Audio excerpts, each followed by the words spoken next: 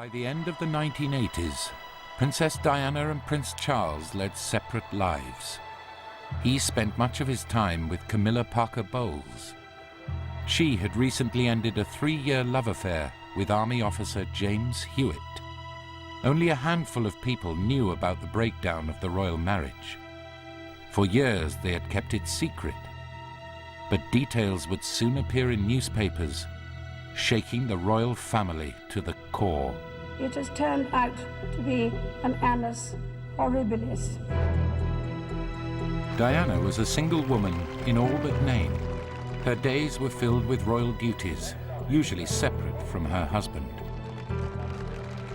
In the autumn of 1989, she began a new relationship. Within weeks, news of it reached the news desk of The Sun. A man had a tape of a conversation that he wanted to sell.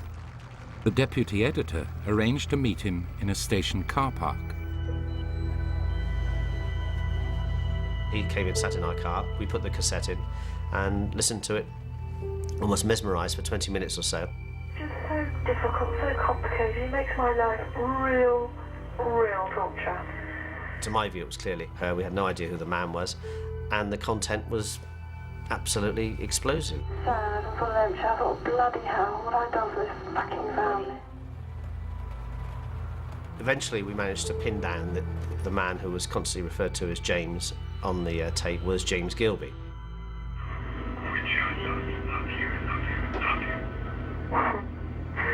You're just the nicest person in the whole wide world. James Gilby, of the Gilby gin family, had been one of Diana's teenage boyfriends. We went to his house early one morning and told him, we've got a tape which we believe contains private conversation between you and the Princess of Wales, in which you repeatedly had called her Squidgy, and it's a fairly intimate conversation, at which point he went completely white, got in his car and drove off. The Sun decided that the story was too explosive to print and locked the tape in a safe. But Diana soon learned about it and the threat it posed to her public image. She broke contact with Gilby and within a few weeks was back in touch with James Hewitt. He was now commanding a squadron of tanks and had just been ordered to the Gulf, where war was looming. I was in Germany, and she suddenly rang me out of the blue. She was wondering whether I was going to the Gulf, and so I said yes, I was. And she said she'd like to see me before I went out there.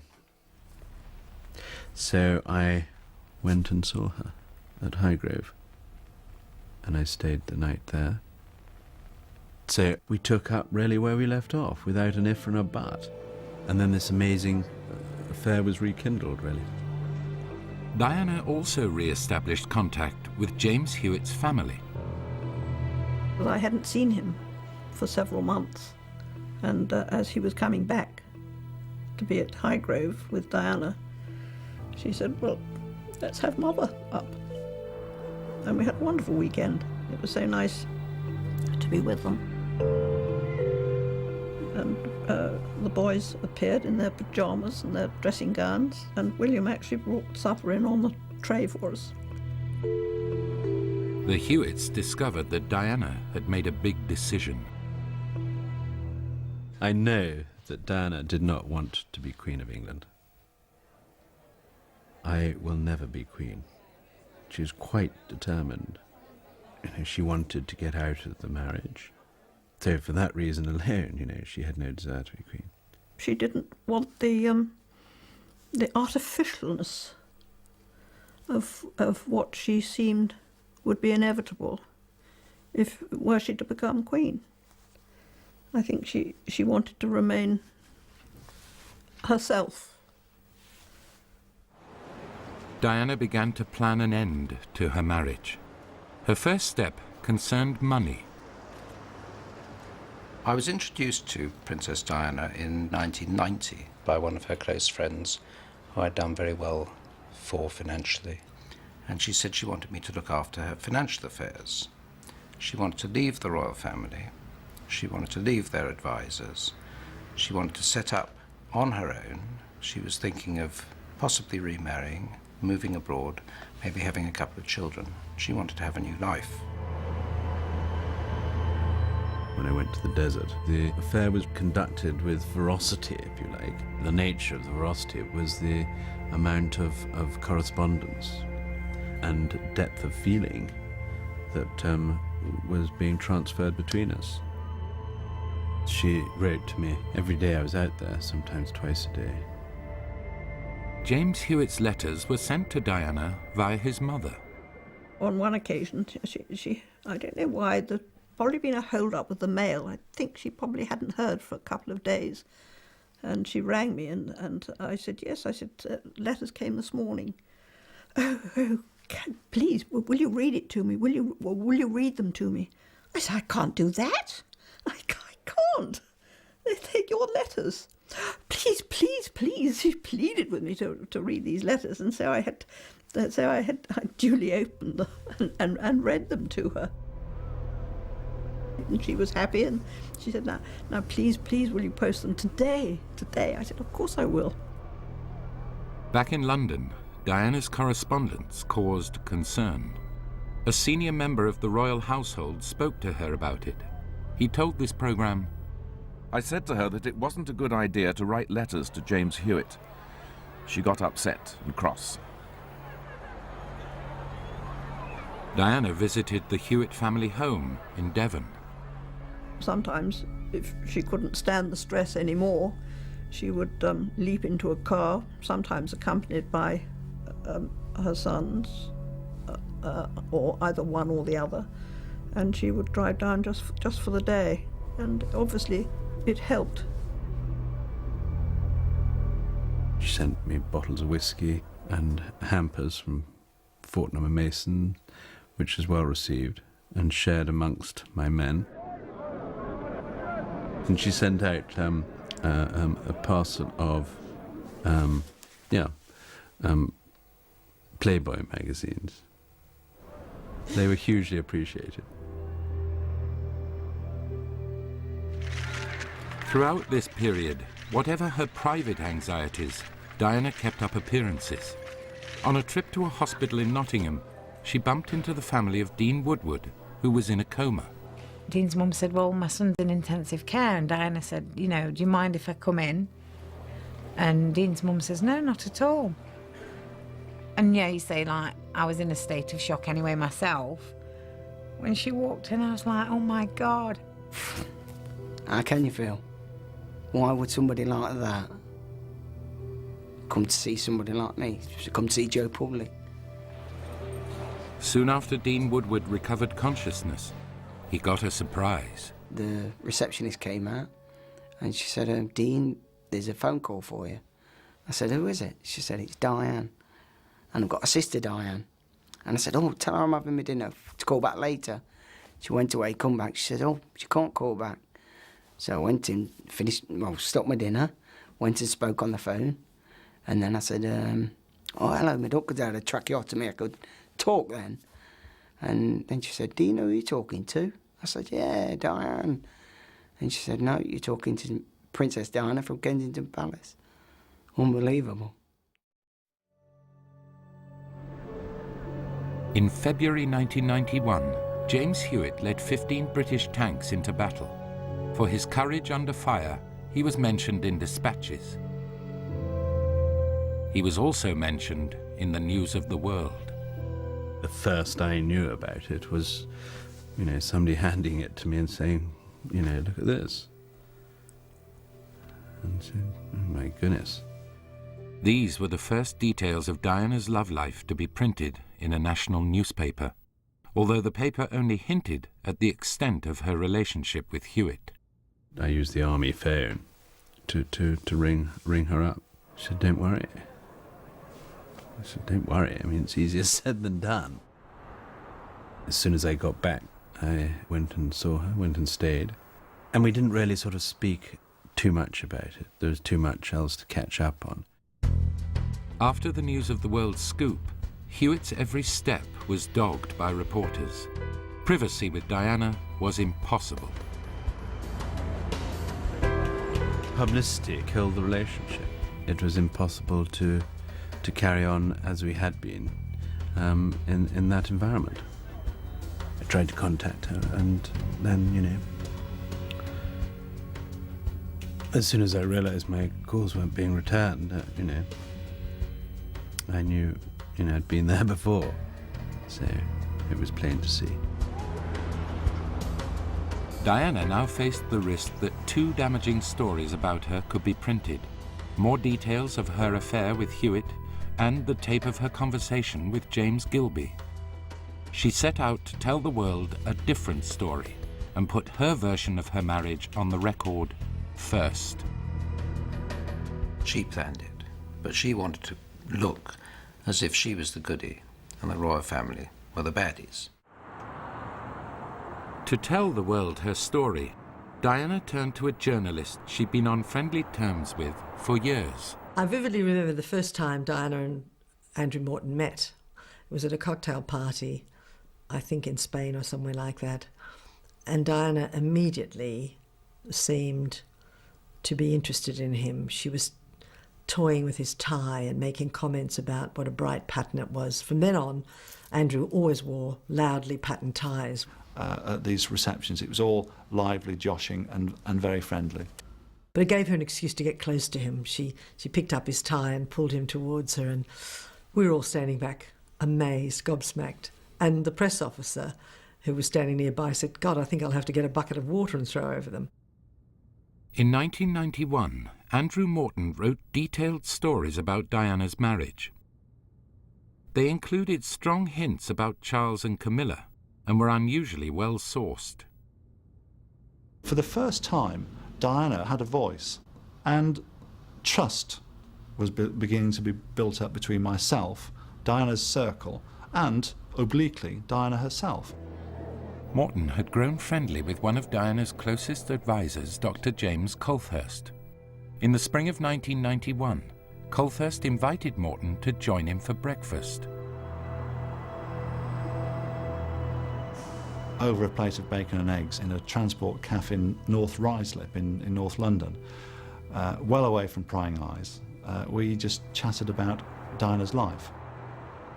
Morton had been writing about Diana for some years, but Colthurst told him details that no journalist had heard before. How she would run out of the room when Prince Charles arrived in the room. How she was in a bad way, mentally. And of course, the thing which really riled her most of all was that she was living a lie in terms of her marriage. And some of her friends really felt that she was on the verge of committing suicide. I remember thinking to myself, this is Walter Mitty land. Morton was already planning to write a book about Diana. He and Colthurst discussed whether she would give him an interview. It was a risky idea. Diana liked it, but hesitated. And so Colthurst suggested that she consult a friend of his. James Colthurst, who was a good friend of mine, at the time approached me out of the blue and said, how do you fancy doing an astrological reading for Diana?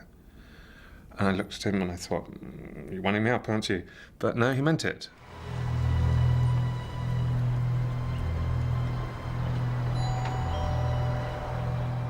One afternoon, Diana came to James Colthurst's house for the first of 2 consultations with Felix Lyle. Diana was thinking about doing a book, basically the revenge of the princess. And she wanted some astrological advice on it. There were doubts. She had serious worries and reservations about it. We talked through that, we talked about the possibilities and the mudslinging that would come out as a result of it. She asked me, well, what do you think? What are the auguries? I said, well, there's scandal here. Neptune was playing devious game, and also Pluto was playing a very strong role, and so there was complete transformation. In a way, she felt, well, if this is what's happening anyhow, I might as well facilitate it. And we smiled and said, well, that's it then. The book is going ahead. And I just think she wanted some form of external confirmation. Why she saw the stars as holding the secret to her, I don't really know. If she'd come to somebody like me or others and said, do you think we should do this? Do you think this is a good idea? We would have all said no, or I would have done anyway, and that was not what she wanted to hear. So she went ahead anyway because she was an instinctive creature. Andrew Morton sent Diana questions. During evenings alone, she responded, recording her answers on tape, her version of her unhappy marriage. She accused the royal family of disliking her popularity. There was immense jealousy because every single day I was on the front of the newspapers. She said she'd spent hours alone wondering where her husband was, causing her depression and bulimia. I had so many dreams as a young girl that my husband would look after me, encourage me, but I didn't get any of that. She accused Prince Charles of neglecting her and resuming his affair with Camilla Parker Bowles. The worst day of my life, realizing that Charles had gone back to Camilla.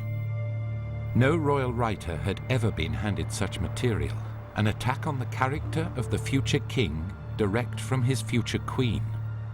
Every few days, Colthurst handed the tapes to Morton and returned with a fresh list of questions. He said, I got the whole thing rolling. The whole thing was rolling. The information was being gathered. She gave a lot. James was the centrepiece. He was the linchpin for the whole thing. I mean, it was a very slick operation because Morton never had to meet her. Recording tapes for Andrew Morton was not Diana's only unroyal activity. And a car pulled up, and that's when it hit me. I thought, God, she's really coming to the house. And I looked out the window and I could see her get out of a Jaguar, I think she had, yeah, XJS. And she come down the drive, and then she came in with her arms open. Gave my mum a hug, and hello, Ivy, first name terms. Hello, Ivy, hello, John, to my dad. And then she said, oh, I'm sorry I'm late. I'm sorry I'm late, we got awfully long. Hello, Jim. And she says to Dean, oh, it's nice to see you now you've got your clothes on. So we all had a laugh about that. She broke the ice. She didn't make you feel uncomfortable or anything. She'd been there half an hour, and outside the street was becoming crowded. You know, word had got round. She was shocked to see that, because she didn't come for that. She came for me and my family. Not papers, not cameras, not public.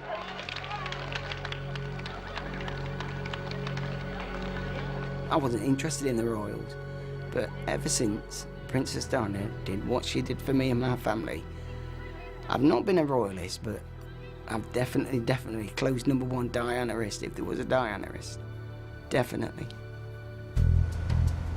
The Diana-ists were soon buying copies of the Sunday Times, which in June 1992 printed long extracts from Andrew Morton's book. Supporters of the royal family launched a counterattack. I think the public have been outraged by the intrusive nature of the authors and the journalists concerned. Andrew Morton knew that he was on his own. Diana would deny helping him. She had total, utter deniability, so that I would take the flak for it. It would be my responsibility. Some of her friends would bear the burden of it as well, and that was it. And she could then say to the Queen, say to Prince Charles, say to the Prime Minister, nothing to do with me. Palace officials passed on Diana's denials to the government and the press. Morton's book was soon being widely dismissed. Max Hastings, the editor of the Daily Telegraph, didn't believe a word of it. Now, we're dealing here with a book by somebody called Andrew Morton, whose only credentials is that he was a royal reporter. Now, I'm bound to say that royal reporters, if you can't get a job as a pianist in a brothel, you become a royal reporter. With the book facing ridicule, Diana decided she must publicly support it. She visited one of those whose help Andrew Morton had acknowledged, Caroline Bartholomew, and someone called the papers. I got a phone call saying the Princess of Wales is at Caroline's house. Caroline, when I brought flatmate. So I shot round there. The door opened up, sharp on 9 o'clock. Diana stepped out, looked up at me, kissed Caroline on both cheeks, kissed the baby, and kissed Caroline's husband. Looked up to see if I was shooting, walked to the car and looked at me all the way up the street as she drove towards me, giving me full chance to get more photographs. The reason was very simple, to show the world that Diana gave support to those friends who'd stuck their neck out to speak to me. It was significant that whoever told me was able to tell me when the Princess of Wales was leaving. Lots of people know when somebody's arriving someplace. It's very difficult to guess when somebody's leaving. Well, I only know who phoned me. And I'm not telling you. This was the hinge of Diana's life. She had publicly endorsed an onslaught on the Prince of Wales. She had broken the most basic rule of the monarchy. One of the things that really has made the royal family work over so many years is the discretion and the fact that their friends, they never talk to the media, and their friends never talk to them, and they are surrounded by this complete wall of loyalty and trust. And to have one of their own members with a regular hotline to Andrew Morton or whoever it was absolutely devastating for them. In the book, which she had read in draft and approved, Diana painted Prince Charles as a selfish, lazy man who would rather play polo than spend time with his sons. It had spite built into it, and I think in some way it satisfied her need for revenge. Part of me felt a little bit ashamed of that, actually, and I just felt that maybe I should have rethought my strategy originally. As soon as Prince Charles's friends realised they could not dismiss Morton's book as ill-informed, they set out to rebut it detail by detail. Several contacted writer Penny Junor. I think Morton's book is 100% credible as Diana's version of her story. I think it is 50%, maybe 99% inaccurate in terms of what actually happened. Diana later backed away from some of the stories she had told Andrew Morton. In particular, Morton had published Diana's account of how at Sandringham, when 3 months pregnant with Prince William, standing at the top of the wooden staircase, she hurled herself to the ground, landing in a heap at the bottom. There was a part in the book about her trying to commit suicide, but she told me that she'd merely slipped and fallen down the stairs, and there was no suicide attempt at all. I'm sure of that. I knew about the throwing down the stairs because I knew someone had witnessed it, so I knew that wasn't quite true. Diana had launched the first open attack in a war of exaggeration and malice. It would soon escalate out of all control. As Diana and Charles fired broadsides at each other through the press, their supporters tried to find out what might appear next. Camilla Parker Bowles spoke regularly to The Sun. We had a very civilised relationship over the phone. We met a couple of times. She really became a very, very, almost like an unofficial advisor, if you like, or unofficial shield to all the gossip. And I think in hindsight, and this is not any kind of insult to her, she got as much from me as I got from her, because every time I called her, I would tell her, well, you know, you've heard this, and this is incredible. And she would say, no, I've not heard that. And then she would say, well, it's totally untrue. And of course, everything was totally untrue.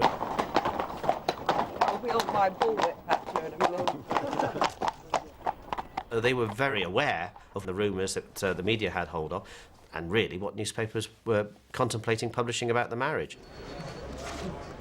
In August 1992, Stuart Higgins decided that so much was now known about the problems in Diana's marriage that it was safe to publish her taped conversation with James Gilby. It's just so difficult, so complicated. It makes my life real torture. Apart from some of the material at the beginning of the tape, which we thought was rather tasteless and offensive, we published every word and put it on a 0898 number for people to listen to as well. Diana had recorded her story for Andrew Morton, partly to limit the damage the Gilby tape could do her. And she succeeded. In opinion polls, her popularity rating remained high. the Queen pressed the couple to make a final effort. But during an official tour to Korea, they made a gloomy pair. When they returned, it was all over. It is announced from Buckingham Palace that, with regret, the Prince and Princess of Wales have decided to separate. Their Royal Highnesses have no plans to divorce, and their constitutional positions are unaffected. Between Charles's friends and Diana's, the divide now became total. You were either in one camp or you were in the other. You couldn't really be in both. I can think of very few examples of those who were in both. And the tendency clearly was to drive the two people at the very centre of the drama apart. Around London's most elegant dinner tables, a social war was raging. Lord Palumbo had been one of Charles's friends since the Prince was 16, but by now he was on the Princess's side. Oh, the warfare is total in such circumstances. The warfare is very nasty and very deep and very bitter. In public terms, there was supposed to be a dignified silence, but quite clearly the friends that the Prince had were very influential, had good contacts with the media. They took the opportunity to say that this was the Princess's fault. When I was told one day that the Princess is clinically mad and needs treatment. The Princess was unbalanced, the Princess was this, the Princess was that, she was unstable, she was bulimic, she was so on and so forth. And similarly damaging things about the Prince of Wales and his relationship with Camilla Parker Bowles. In the aftermath of Andrew Morton's book, newspapers dug up more details about Prince Charles's affair. The Prince's circle issued an absolute denial to the press. They are very close, but are nothing other than very good friends. It is Diana's obsession that makes it sound otherwise. But then a man from Chester called the Daily Mirror. He too had a tape. I can't bear a Sunday night without you. Oh, God. Sometimes I need you several times a week. So do I. I need you all the week, all the time. The Mirror's publication of this tape proved that Diana's complaint about Camilla was not just an obsession. Then you realise that actually Diana, far from being potty, her suspicions were absolutely correct, and that they had been arranging these meetings. They had been at friends, but people that she considered to be friends of her and Charles, who were playing a double game. But it is highly appropriate that the conference should hear first from Turning Point's very active and involved patron, who will probably not mind if I describe her as one of us. A wife and a mother and a daughter and a friend and someone who's known problems in life of her own and has courageously used... Diana became a symbol of the abused woman who had conquered despair and fought back. She addressed women's support groups, making speeches that hinted at personal experience. As their world closes in on them, their self-esteem evaporates into a haze of loneliness and desperation as they retreat further and further from those who could help them. The outside world also took Diana's side. Her solo visits drew far more attention than those of her royal relatives. She was incredibly charismatic. I defy anybody to say they have met her and not been bowled over by the charisma that she just oozed. Although Diana was semi-detached from the royal family, world leaders queued up to receive her. And she also charmed big business. There was one particular case where a multinational whom I'd been trying to court for 6 years and not been very successful suddenly decided they'd like to support us. So she really had the ability to attract ordinary people, people who were in positions of authority, and the media, and that combination was dynamite for a charity. Diana made numerous visits to New York, her new favourite city, where she was idolised by high society and the glossy magazines. For Vanity Fair, Diana was, it's an icon of a period in time, an international symbol, the likes of which you get, maybe 3 or 4 times a century. Nobody knows anything about who does or doesn't sell, But when she was alive, she sold. Diana was a superstar who, it seemed, could connect with anybody. She'd stopped off for a night at the Carlisle Hotel in New York, got up to her room when the phone rang, and the switchboard said, is that the Princess of Wales? Yes. Well, there's a man on the phone says he's your husband, and says he's calling from a payphone down the street. His name's Charles Windsor. And she took the call. And she'd clearly worked out that some enterprising figure on the street had seen her flit from limo to lobby and thought, my God, was that who I thought it was? Put through the call. And she had apparently a fascinating 40-minute conversation with whoever this was. And what she particularly liked, and we all laughed about enormously afterwards, was the fact that this guy would then reel into a bar and say, you never guess who I've just been talking to on the phone. And everyone would say, yeah, and I'm the Queen of Sheba. Diana's chilly relations with the palace made no difference to her popularity. Royal Ascot brought her no invitation, and so she drove her sons to Planet Hollywood. As her relatives rode in a carriage, Diana upstaged them once again. Charles's camp was planning to relaunch the prince. Charles helped reporter Jonathan Dimbleby make a 2.5-hour documentary about him. On the night the program was shown on ITV, Diana set her video and went out to a Vanity Fair party at the Serpentine Gallery in London. When her car drew up and she leapt out of it in the most amazing way and rushed up to me. She looked fabulous, and I mean, nobody was going to talk about it, and I don't think anybody knew what he was going to say on TV that night. Diana's hosts included a prominent critic of the royal family. I went up to be introduced, so I said, it's delightful to meet you, and we Republicans must stick together, and she laughed prettily.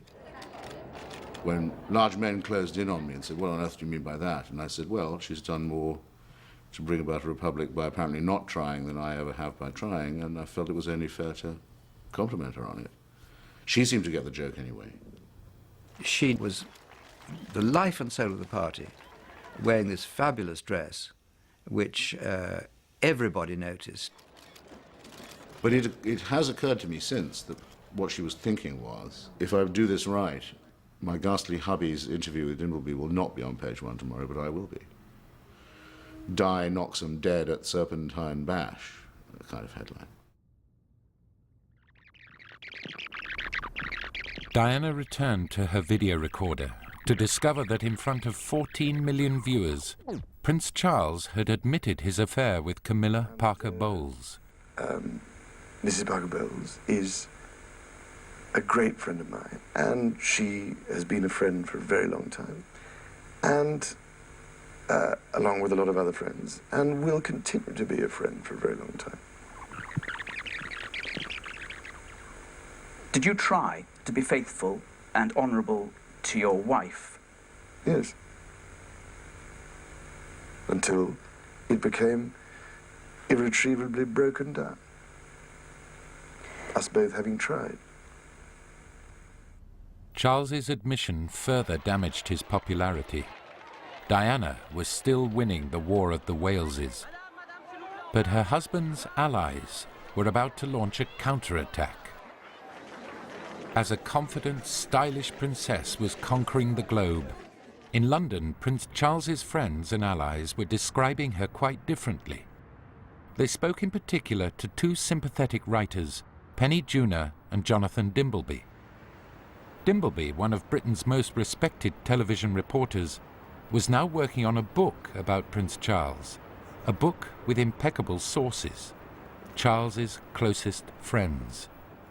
The friends were very protective of the prince and very distressed that he had been attacked by Diana when they had seen the way she had behaved. Charles's friends gave Dimbleby dramatic and highly critical accounts of Diana's behaviour, mostly drawn from the early years of the royal marriage. They said she was obsessive, frightening and unhinged, that she listened at doors and steamed open letters, when he was first told about the way Diana behaved, I think he did think, you know, I'm being told this by friends of the prince, and this marriage has broken down, and this is just one lot slagging off the other side. Charles's friends told Dimbleby that Diana had shouted and had run out of the room, threatened her husband, raged at him. Dimbleby did eventually come to believe what he was hearing. Jonathan Dimbleby took his interview notes and consulted medical textbooks. There he learnt that the behaviour described to him matched the symptoms of a psychiatric illness called borderline personality disorder. In a letter, he told the makers of this program, I stumbled across the term borderline personality disorder in a variety of psychiatric journals while researching the symptoms of the princess's self-acknowledged condition, bulimia. I discovered that the two disorders are often associated with each other. Dimbleby discussed Diana's alleged symptoms with 2 psychiatrists, but he did not reveal that she was the subject of his inquiries. One of the psychiatrists was Dr. Paul Aylard, brother of Prince Charles's own private secretary, Richard Aylard. Helped by Dr. Aylard to confirm his diagnosis, Dimbleby then wrote a chapter for his book, arguing that Diana suffered from borderline personality disorder. But was Diana, so serene and accomplished on the international stage, really suffering from a mental illness? Her friends thought not, but even they saw that months of open conflict had changed her. When she moved out of Highgrove, she found some of Prince Charles's possessions, and she had a bonfire, and she put them on the bonfire. She was very vengeful. She was very wary of people, very wary. If you weren't 100% for her, at her disposal, and to do what she wanted, when she wanted it, life could become very difficult. Diana parted company with some close allies at this time. One was the man who had helped organise Andrew Morton's book, James Colthurst. In the end, there was a parting of the ways, and a painful one. So James became ostracised, he sort of became a pariah. He said that she used to refer to him as that shit, which I think is a great shame, really, and an end to a rather sad story. But did Diana's displays of temper and mistrust mean that she was mentally ill? When it was published, Jonathan Dimbleby's book pointed firmly towards the conclusion that she was. Her general demeanour seemed like something out of a nightmare, beyond all reason and out of control. But Dimbleby did not go the whole way. After consultations with Prince Charles, he deleted all explicit references to borderline personality disorder from his book, and he dropped the chapter that focused on the disorder. But what Dimbleby had begun, others would take further. Penny Junor was one of the first to write in detail about Diana and borderline personality disorder. Dimbleby helped me come to the syndrome. There were several people actually who had mentioned borderline personality disorder.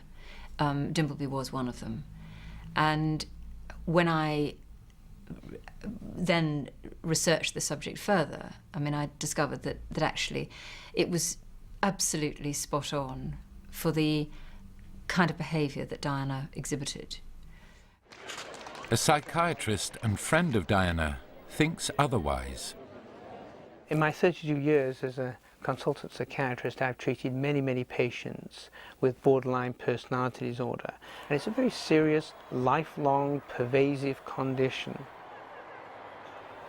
I met Princess Diana and I spoke to her, and she was able to perform extremely well in all areas of her life that the public knew about. And my professional opinion is it would not have been possible for her to meet with heads of state, to assume all these responsibilities that she did all over the world if she had a serious personality disorder. I'm not a psychologist, I just know that she was in many ways, a very ordinary, natural person to be with. Yes, like everybody, she had her moments when she was upset, but she also regarded her work as a job, so that for 99% of the time she was able to handle her own feelings.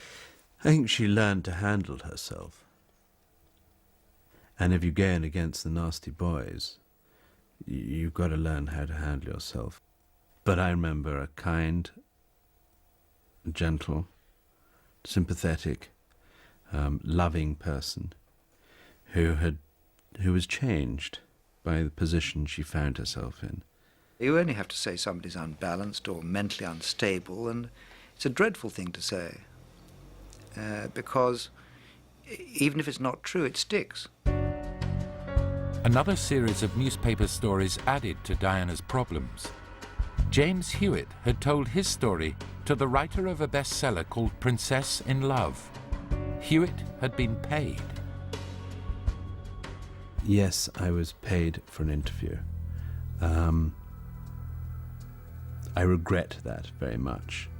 I don't see that it makes that much difference whether one was paid or not. The fact that I did it at all, I regret, and it was a mistake. Had one not made the mistake, for all the probably the right reasons, but it was a mistake nevertheless, things would have panned out differently for me, I'm sure. You know, I tried to rectify a situation, and it went wrong. I don't think it's damaged anybody, particularly other than myself. One evening in the autumn of 1995, a camera crew arrived in secret at Kensington Palace.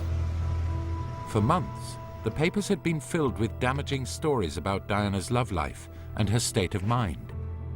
She was beginning to lose public support, and so she had decided to use the most powerful medium in the world to settle her conflict with Prince Charles once and for all.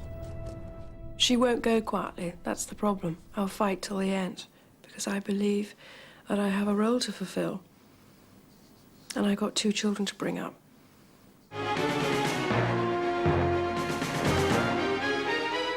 In Britain alone, 23 million people watched Diana attack Charles and Camilla.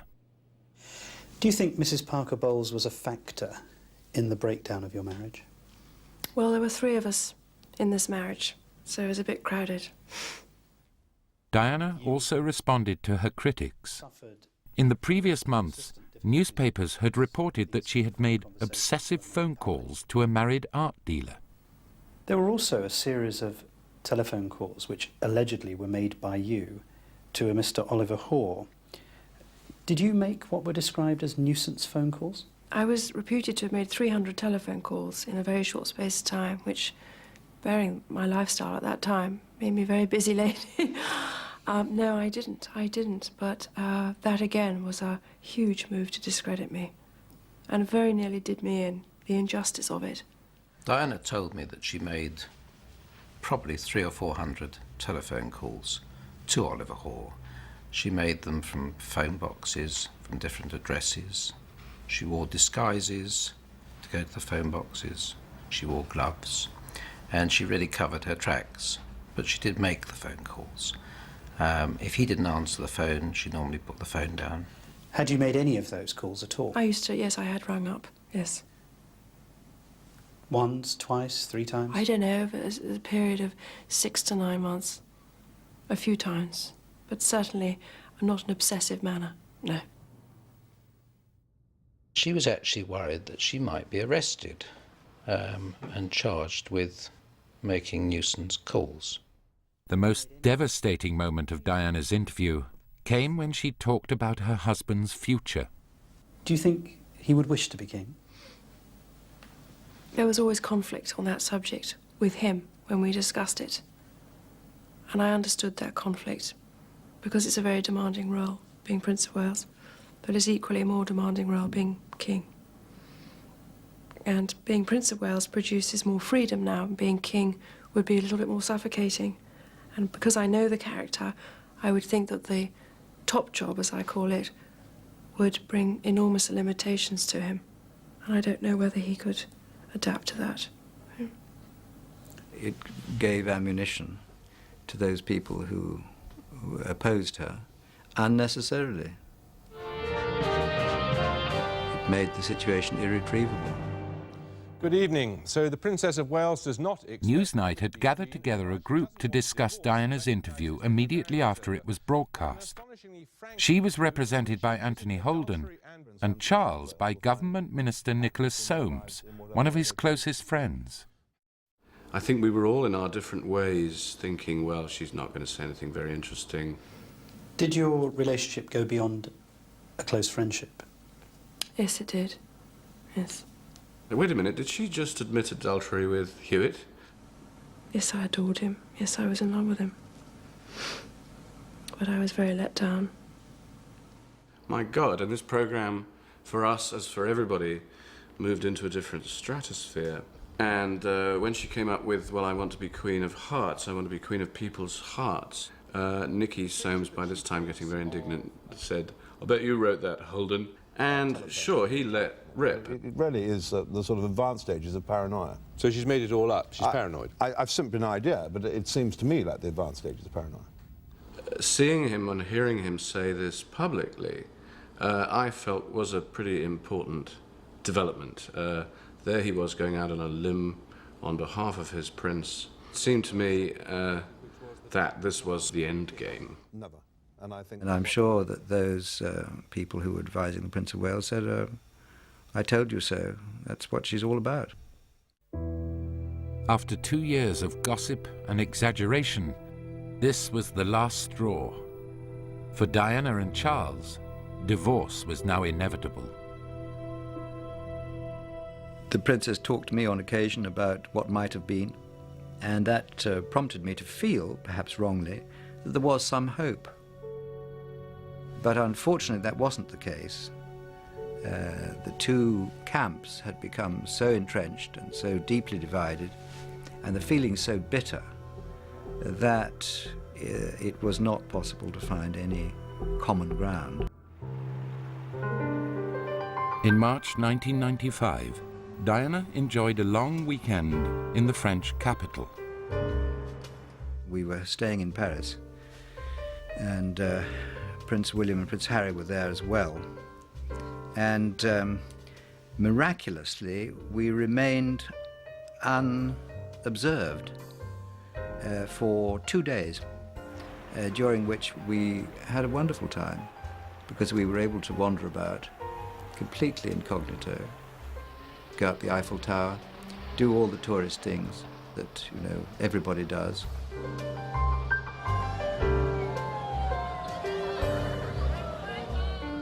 But after 2 days, the press spotted us. We were having breakfast at a wonderful shop called Dalloyau, and the princess insisted on sitting in the window. And sure enough, there were 2 members of the press outside. And she shut the curtains so they couldn't see her. And then finally she drew back the curtain so they could see her. It was a sort of cat and mouse peep show game that was going on. For years, Diana had been protected by royal bodyguards. But she said she found their presence intrusive, wanted to get rid of them. People like me always tell her, don't be ridiculous, look what happened to Greta Garbo. You don't want to wind up in a headscarf hiding in doorways in Manhattan. There is no way, you know, you should not dispense with the protection officers. But Diana was determined. And so instead of close protection, she got close-up photography.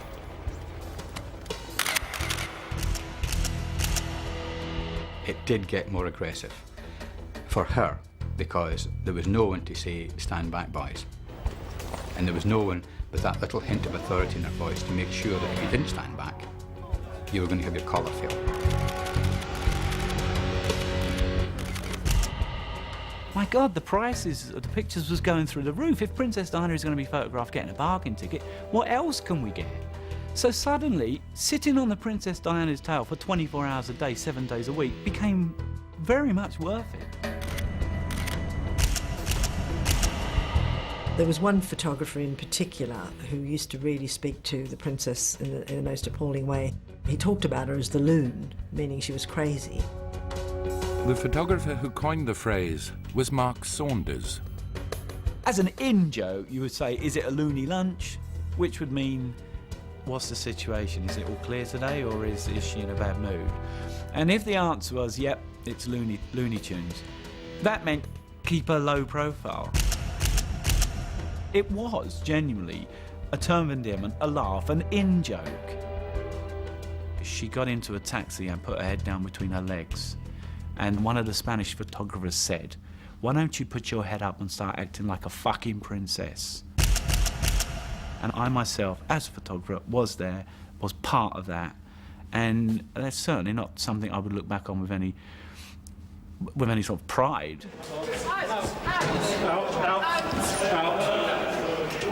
Out. O-U-T, out. Have a nice trip, man. America was the only place Diana felt safe from press harassment. She said she felt at home there, and even talked of moving there to live. Her closest friend, Brazilian Lucia Flecha de Lima, had left London for America, and Diana was a regular visitor. I really loved her as a daughter, and she was a most wonderful friend to me. She brought a lot of joy, of light, of laughter, of dramas into my life. She made me feel young again. She made me feel her age. We would share things. Flecha de Lima believed Diana needed more support in America, someone else she could trust.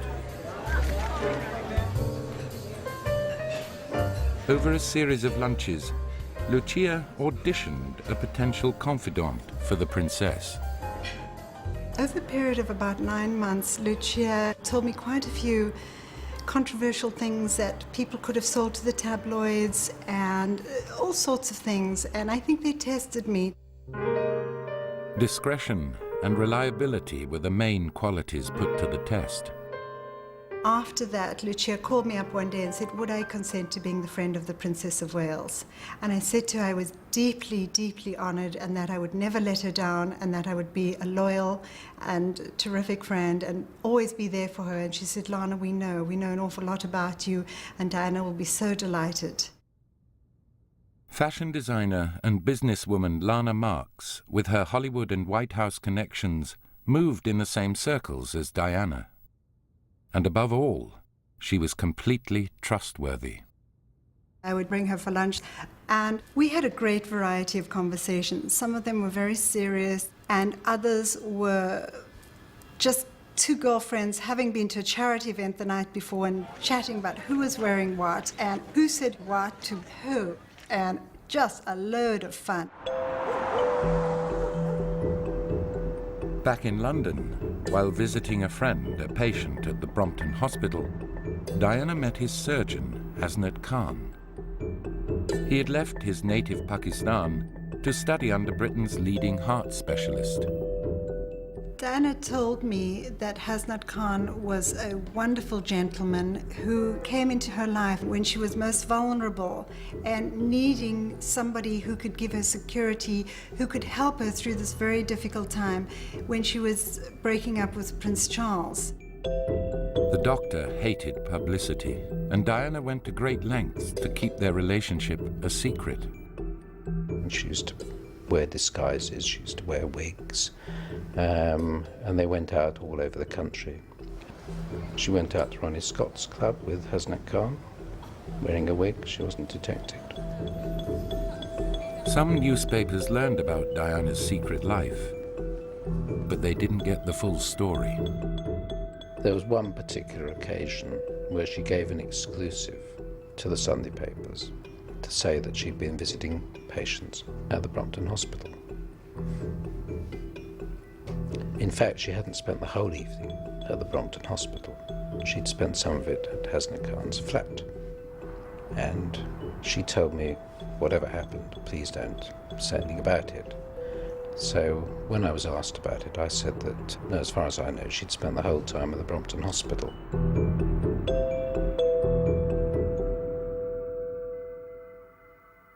Diana was in the midst of difficult divorce negotiations. She wanted the press on her side. So she hired a media advisor. I'm absolutely delighted. I think it's going to be very difficult, but very good and hard work. The situation when I arrived there in January '96 was that most of the journalists themselves didn't believe what she was saying, didn't trust, you know, the messages that were put out, because she had tried to manipulate them too often. Together, Diana and Atkinson launched a charm offensive on editors and writers. Chatting with Diana was a revelation because she was very candid, surprisingly candid. She called Buckingham Palace the leper colony, and if you wanted to know what she thought about the Queen Mother, she called the Queen Mother the chief leper in the leper colony. Diana went beyond nasty nicknames with Tiggy Leg Burke, the nanny Prince Charles employed to look after his sons. When Tiggy was spotted pouring champagne for Prince William at a school picnic, Diana instructed her office to brief the press. We ran a story about what the princess had said about Tiggy Leg Burke, and the next day she went completely potty and said, "I'd never said that."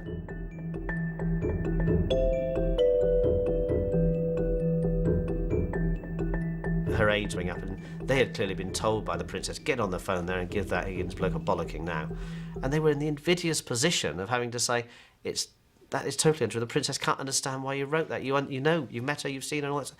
And I said, but you know it's true. You told me. Let's go.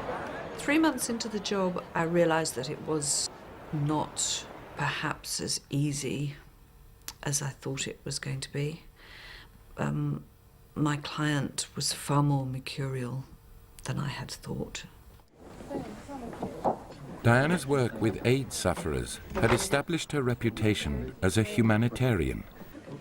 She agreed to open a new AIDS clinic, but then she met Aileen Getty, the daughter of the American billionaire John Paul Getty Jr. I got into the department and found a message to say that Diana had decided that she was going to bring Aileen Getty. Now, Aileen Getty was a high-profile American with HIV and AIDS who had just hit London, was travelling around every television and radio studio in the capital talking about HIV and AIDS, had latched on to Diana. Diana was bringing her and Aileen Getty's entourage.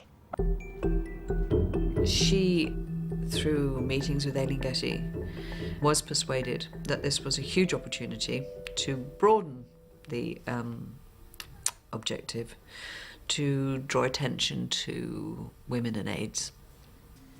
So I can remember ringing up Jane Atkinson and going bananas down the phone, sort of saying, "It's not a zoo. She can't just bring all these people in. These are patients that we're dealing with." And he was very angry, and he did shout at me down the telephone as to how I could have allowed this. And so I told him to speak to her directly. Diana came on and I said, "Ma'am, listen, as far as I'm concerned, it doesn't matter to me whether you come or not, okay? It really doesn't matter, but I'm not having you treating us in this way. I'm quite happy to call it all off now." She said, "Oh, Michael, you must trust me. It'll all be all right." Anyway, she arrived, and we had got the whole thing worked out. Aileen Getty would be sort of taken by one of us, sat at the back of this room, Diana sitting in the front. I got up, having sat next to Diana, and Diana went like that to Aileen Getty. Aileen Getty came from the back of the room to the front of the room. The princess motioned Aileen to sit very close to her. She held hands with Aileen all the way through, and that was the photograph that got used.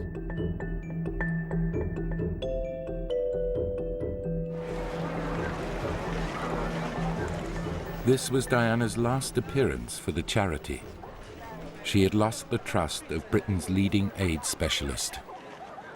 because she was trying to sort so many other things out in her life. She became distracted by that. It became very difficult to know that she would deliver on things that you would ask her to do. To be quite honest, by the end of her life, we hardly asked her to do anything. It just wasn't worth it. In July 1996, the divorce was settled. The removal of Diana's title, Her Royal Highness, sparked massive press attention. A day later, she cut her ties with 100 charities, keeping only 6. Diana had been planning her move for months. I don't think that I and her staff ever thought there was a good time for her to do it. We always knew that it was going to be a negative media story. She tried, I think, to do it as a story which would give her some sympathy for losing the HRH title. Some newspapers followed Diana's line, but most didn't. She was very angry because the media had been very negative to her. And I explained that I had only answered the questions in the way that we'd agreed. And she said that, accused me of not doing so. And then one of her friends was on the 10 o'clock news. Earlier, Diana's close friend Rosa Monckton spoke exclusively to ITN about how the princess was feeling. We rang Rosa Monckton, and surprisingly she said, well, I'll ring you back. And I thought, oh, there's only one thing happening there. She must presumably be going to check with the princess. She did ring back quite quickly. I think it was about 10 minutes, quarter of an hour, and agreed to do the interview. She would like to be much more in the front line, I suspect, with fewer charities, and do a lot more. When I rang the princess and asked her if she knew her friend was on the news, she said, no, she didn't know, but you can't, I think her words were, you can't always stop your friends talking. But then I discovered afterwards, her friend had actually talked to the princess about it. So it was, you know, it's impossible for me to do my job in an environment like that, and I came quite clearly to see that. After only 8 months, Jane Atkinson quit, the latest in a series of advisors to resign.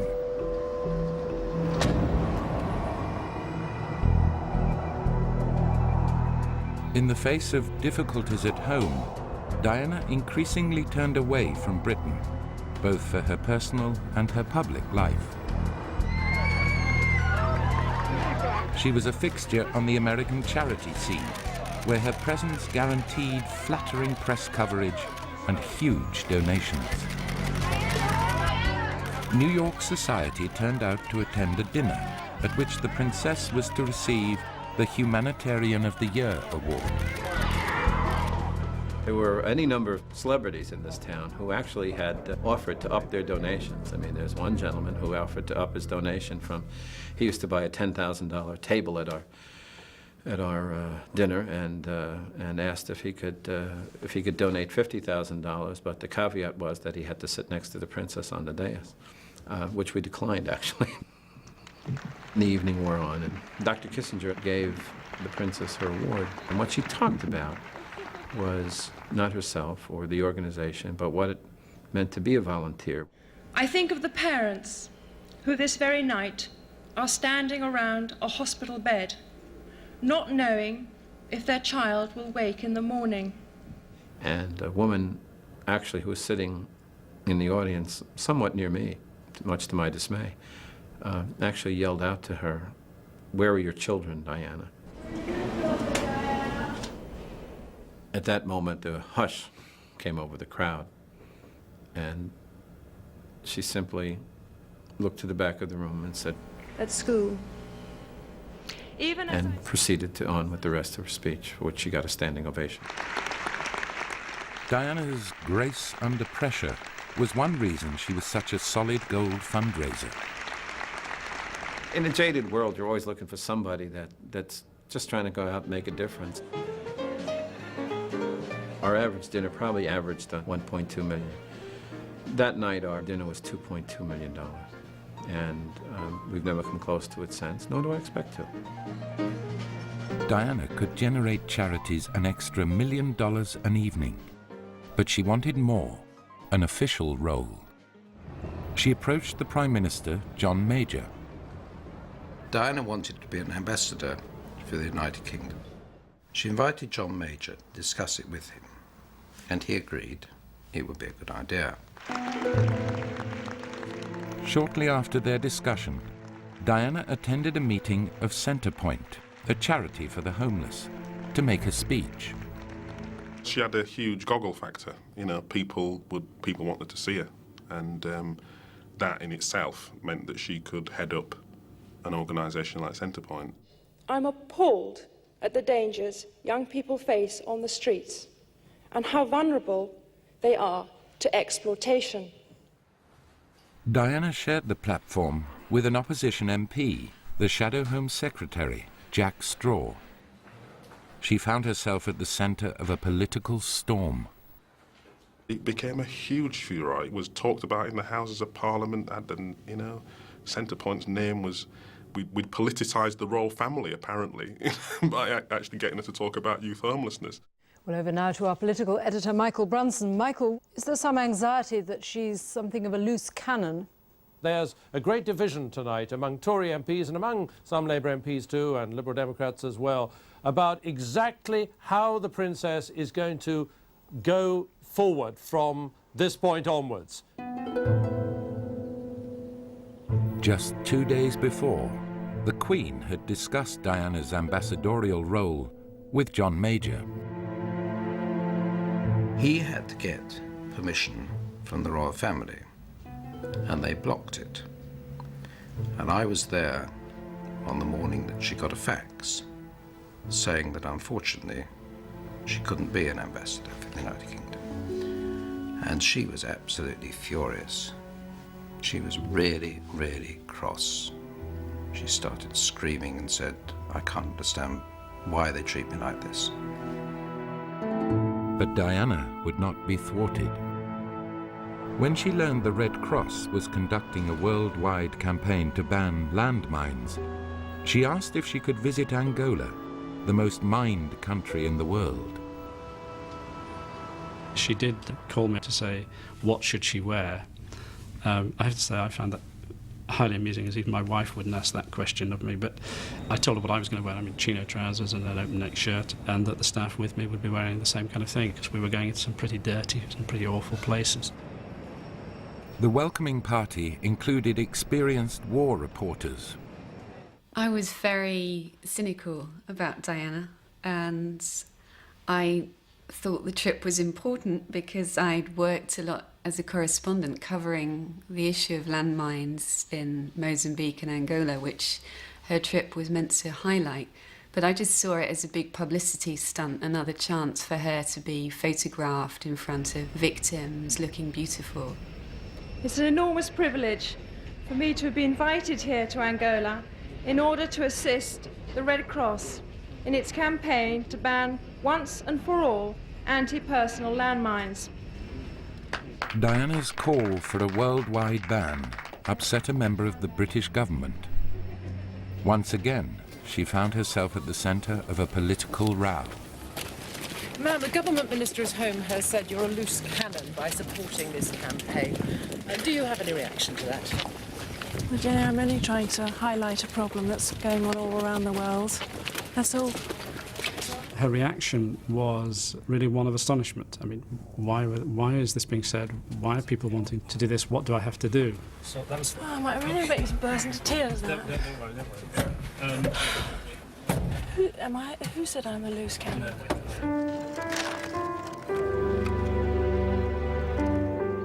If you try and think, who in the world would you identify who could give a very simple global message and get people to listen and take notice? Well, I can't think of anybody even now that would do that. Not a single individual. And she did it on that visit without any question whatsoever. Diana's visit increased pressure on governments to sign up to a worldwide treaty banning landmines.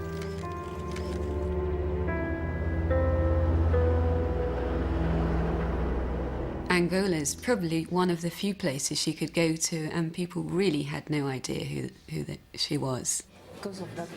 She went to some of the bedsides, and I actually interpreted for her because I speak Portuguese.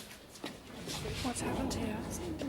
And there was a little girl lying who was clearly in a terrible condition. All her insides were hanging out, and she caught the attention of Princess Diana, who started asking her questions.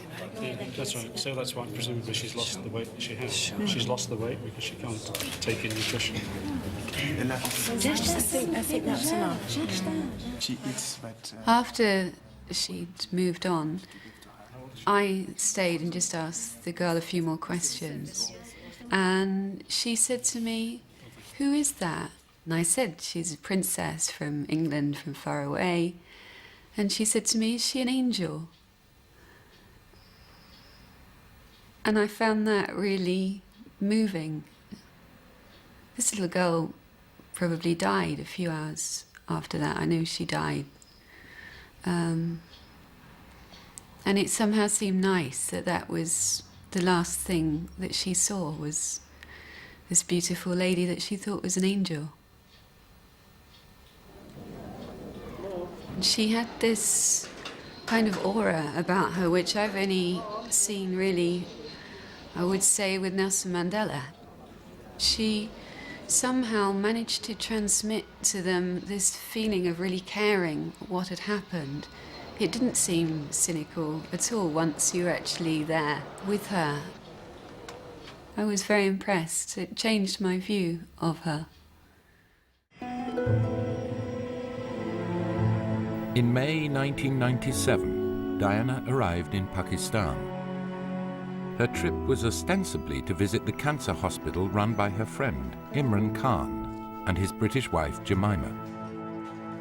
But her real reason was to meet the family of her lover, Hasnat Khan. I think she would have come anyway, but also I think she felt that it was a good chance, a good opportunity to meet Dr. Hasnat's family.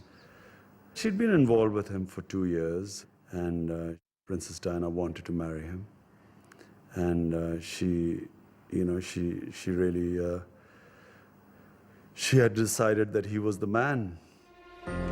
But Hasnat's family were divided, and he refused to commit to Diana. She went from great joy to great despair. Sometimes she said, "Oh God, it's never going to work. He doesn't want to see me anymore." I had it in my mind that I was going to talk to him, because having married someone from outside my culture, maybe if there was something that could be cleared, or if there was some advice that could be given, maybe I would be able to help. But before Imran Khan could act, Diana went to Saint-Tropez on the French Riviera.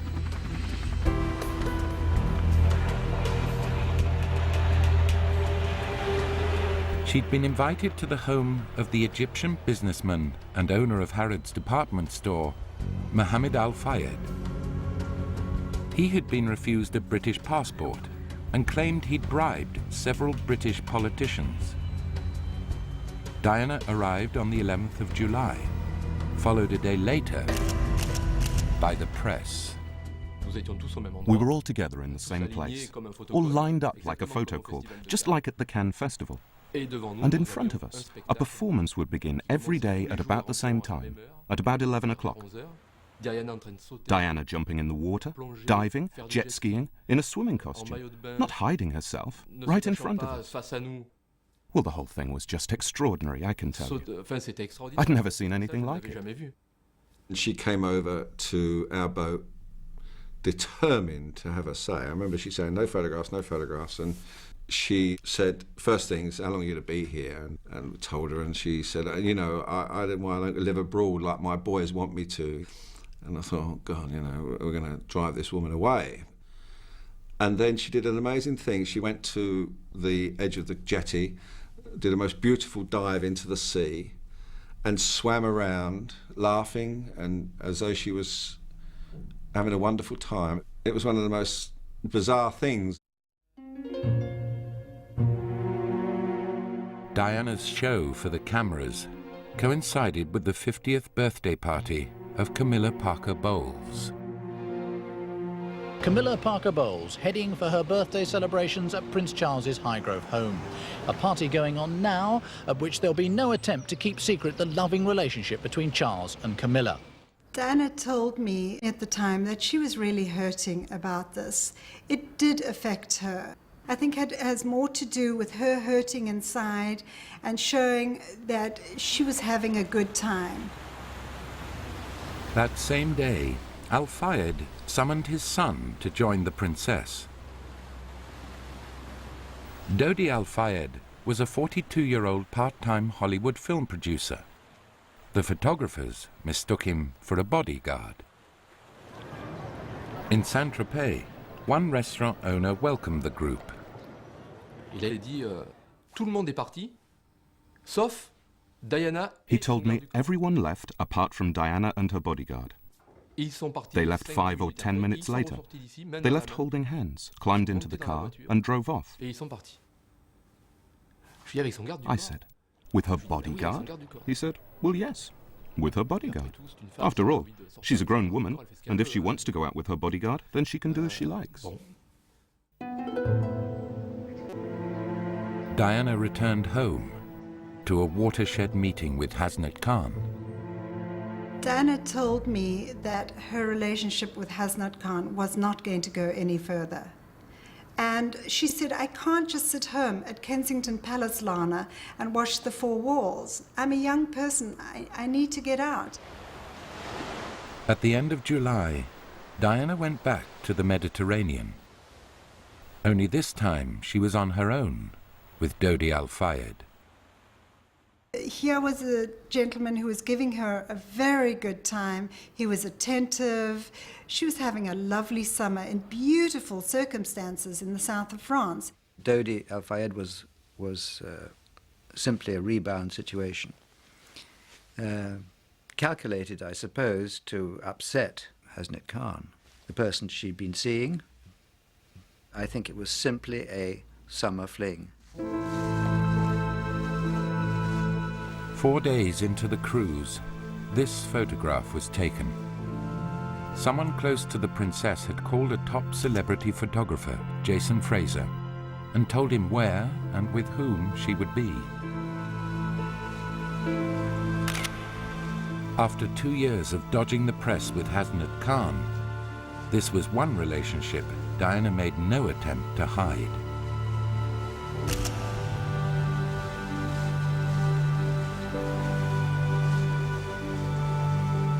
During the cruise, Diana was called by Lana Marks. They had arranged to go to the Italian lakes together in late August. But Lana's father died suddenly.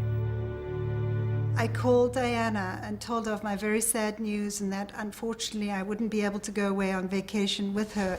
But this left her with the free week at the end of her summer. And when Dodi asked if she would come back to the south of France, she agreed.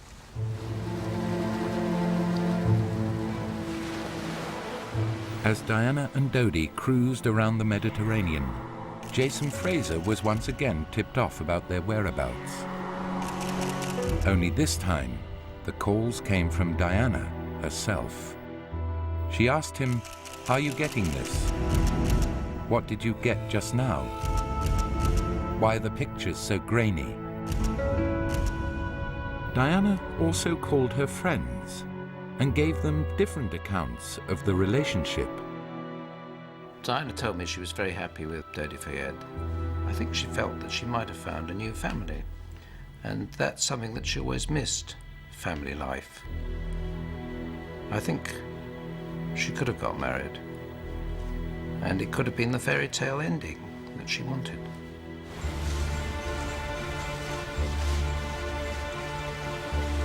Diana told me that her summer was coming to an end now, and she had asked for an earlier flight back to London to return 2 days earlier because she'd had enough.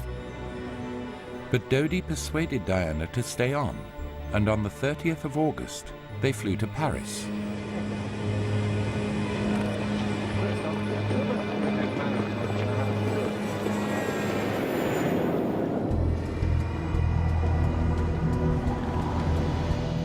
The couple spent the day in frenetic car journeys across the city.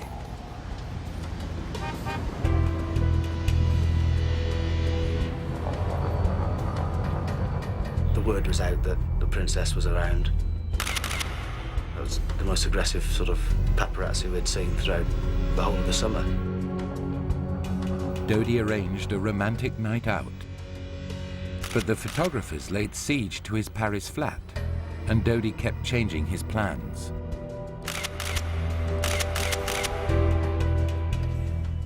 When we left that evening, myself and Kes still didn't know the venue that they were leaving to. You know, tempers were getting a bit short. It was very close that somebody was going to get injured.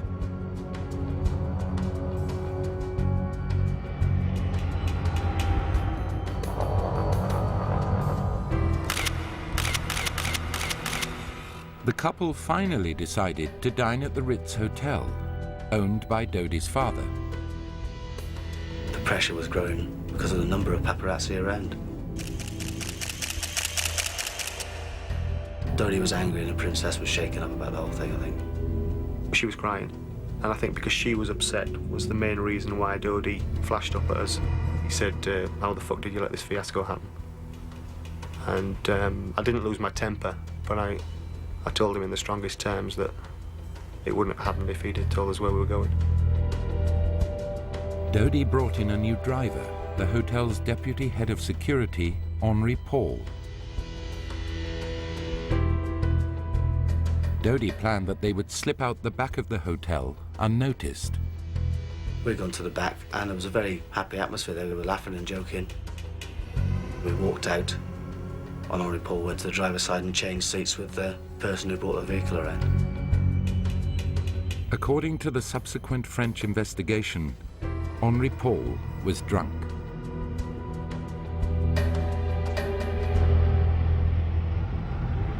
The photographers were soon in hot pursuit. Henri Paul made a fateful decision.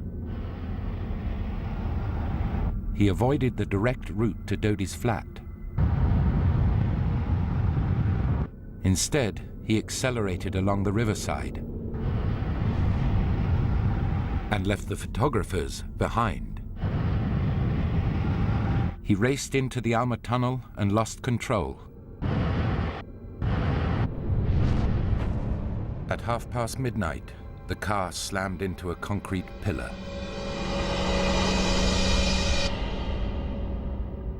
French police say Diana, Princess of Wales, has been seriously injured and her companion Dodi Al-Fayed killed in a road accident in the French capital, Paris. The driver of their car said to be... Dodi and Henri Paul died instantly. Diana and Dodi's bodyguard, Trevor Rhys-Jones, were grievously injured. The French Interior Minister and his aide were waiting at the hospital when the ambulance carrying Diana pulled in. The minister was on one side and I was on the other. We lifted her out. We pulled the stretcher out. The princess had an oxygen mask on her face, and she had bruising under her eyes. And at that time, of course, she was still breathing. At 4 in the morning, the doctors emerged from the operating theatre. En fait, je comprends quand les... I realized what was happening after 2 hours. The doctors who were trying to revive her, the emergency team, the heart specialists, they came out. Then I knew it was all over. He gave a little sign to the minister, and the minister went out. I followed him, and he said to the minister, "She's dead."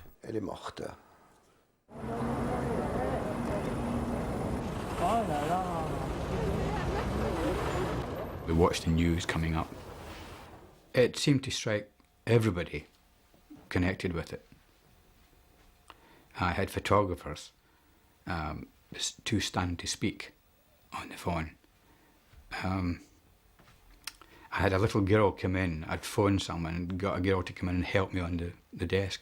She was useless. Poor girl just cried for 5 hours. Within an hour of Diana's death, 6 photographers had been arrested. The story began to come back that she'd been pursued by photographers. I felt ill at the thought of this. And I felt guilt and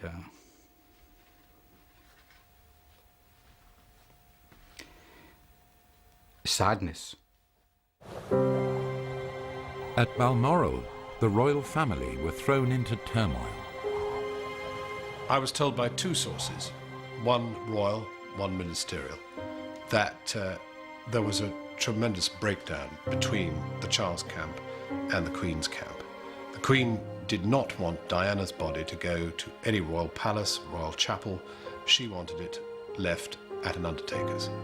Charles, driven by the boys, wanted a proper royal send-off and all the protocol to kick in. The whole thing deteriorated into the most appalling slanging match, which at one point found Charles shouting at Sir Robert Fellows, Diana's own brother-in-law, the Queen's secretary, "Why don't you just go and impale yourself on your own flagstaff?" An extraordinary phrase. And another royal official saying, well, what would you rather, ma'am, that she be taken away in a Harrods van? 8 hours after Diana died, the royal family set off for Sunday church. As always, since the divorce, Diana's name was left out of the royal prayers. Outside Buckingham Palace, the first signs of the extraordinary public reaction to Diana's death.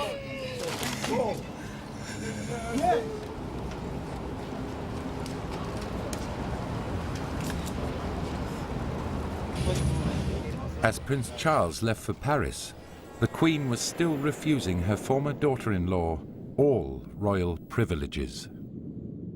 The row continued even while Charles was in the air, because denied royal protocol, he now had to find some way of getting all the things which protocol would normally have provided. What kind of a coffin, the provision of flowers, guard of honor, flags, all the rest of it. And he was now having to call on the government, and there was effectively an open line from the flight deck to number 10.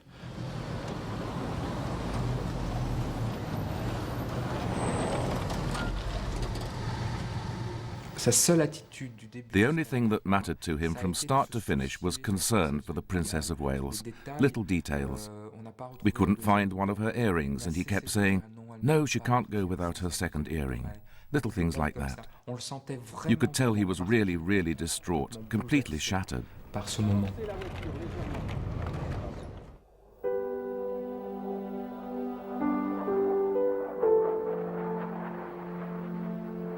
There was still a row burning as the plane was coming back as to where the body was actually going to go. The Queen pretty sure now that she'd got her way and that it was going to go straight to the Fulham Road undertakers, and Prince Charles determined to get it to St James's Palace to lie in the Chapel Royal there. The government was being asked to provide for both eventualities. But in the end, Charles got his way.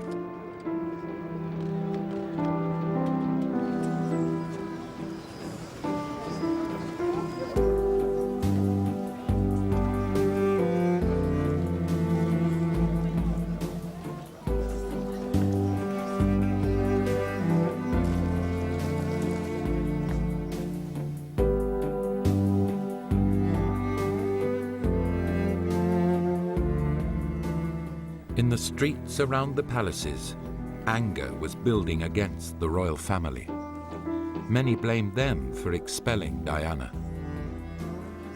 The lack of a half-mast flag over Buckingham Palace was taken as a sign of the Queen's unwillingness to mourn. Now, I know it's tradition that the flag flies at Buckingham Palace when only the royalty are there, but I really would have liked to have seen the flag flying half-mast there as well. I think they treated her terrible. Absolutely shocking. I don't think they're the most cold people on this earth. A woman came up to me and said, "Oh, you're that chap from the telly. Can I just tell you this? Why isn't the Queen here? That's what I want to know. Why isn't the Queen here?" I think it's disgraceful that they're not here in residence, and I think most people I've been speaking to this morning have said exactly the same thing. And I went back to the studio, to my ITN studio, and told my bosses about all this, and their reaction was exactly the same as I know newspaper editors' reaction was. This is dangerous stuff. On Thursday, 4 days after Diana's death, newspapers took up the charge. There was a meeting to discuss the funeral at which senior police officers were present and royal officials. A senior police officer at that meeting, I am told, expressed the view that the Prince of Wales would be booed or worse if he was to turn up in London at such a sensitive time. The following day, the Queen returned. There were real worries, according to my ministerial source, about what kind of a reception the Queen was going to get. The worry was things would be thrown, and people would jeer or shout or abuse her. And so the decision was taken that they should do it as near the gates of Buckingham Palace as possible, so that an escape existed if anything went wrong. My royal source says that even the Queen was worried about what kind of a reception she was going to get. There was real fear that she's never previously experienced in her reign. But would the Queen now respond to the people's will?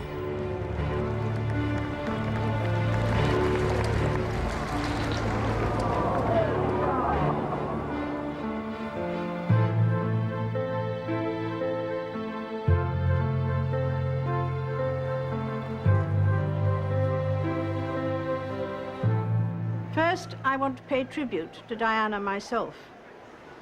She was an exceptional and gifted human being. In good times and bad, she never lost her capacity to smile and laugh, nor to inspire others with her warmth and kindness. I admired and respected her for her energy and commitment to others, and especially for her devotion to her 2 boys.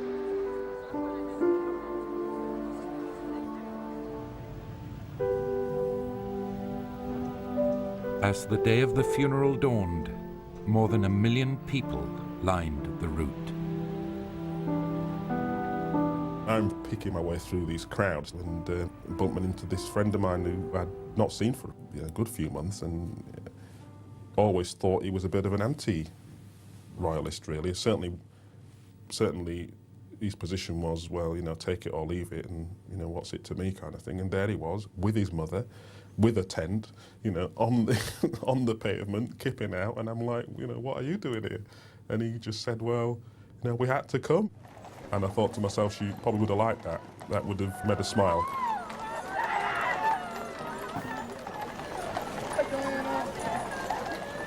And finally, breaking with royal tradition, a flag flew at half-mast over Buckingham Palace.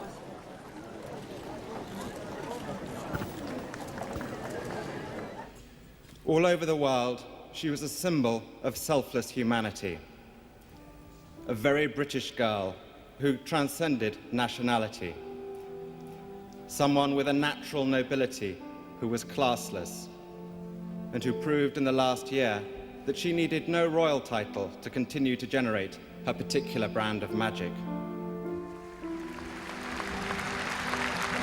The applause, which erupted outside Westminster Abbey and quickly spread inside, was a reminder that for years Diana had battled against the royal establishment.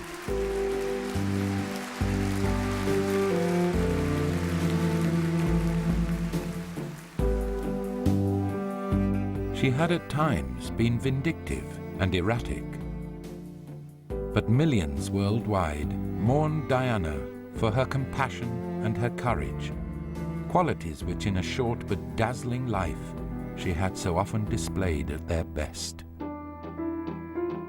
Above all, we give thanks for the life of a woman I'm so proud to be able to call my sister. The unique, the complex, the extraordinary and irreplaceable Diana, whose beauty both internal and external, will never be extinguished from our minds.